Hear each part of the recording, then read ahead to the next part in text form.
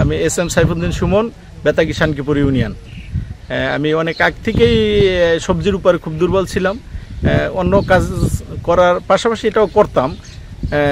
তো এইবার আমি তরমুজের জন্য এইটা ক্ষেতটা তৈরি করছিলাম। পরে দেখা যায় যে পানিটা একটু বেশি দেখে করলা চাষ করছি। জি, মালচিং পদ্ধতিতে।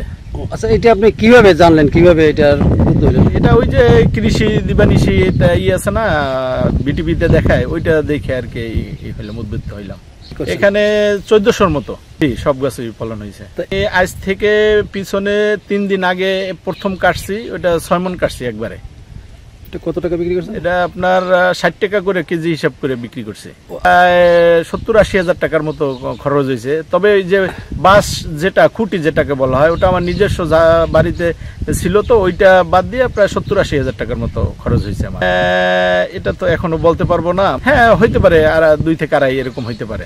হ্যাঁ, আমার বলার থাকবে যে সবাই যার যার আঙ্গিনায় খালি জায়গায় আমার মতো এরকম কেউ আপনারা করলা চাষ করেন, শশা আছে, তারপর চিচিঙ্গা আছে, এগুলো করেন বা এইটাই করেন, যার যেটা পছন্দ যেভাবে ওইটা করেন, তাতে চাহিদা পূরণ করে লাভবান আছে। জি, শুনবেন, ধন্যবাদ। আচ্ছা, এই ব্যাপারে আসলে কৃষি বিভাগ আপনাকে কতটুকু সহায়তা করেছে? আমার ইউনিয়নের যে, আমার ওয়ার্ডের যে কৃষি কর্মকর্তা আছে, ওনার কাছ থেকে মোটামুটি আর কি সাজেশন নিয়েই করতেছি।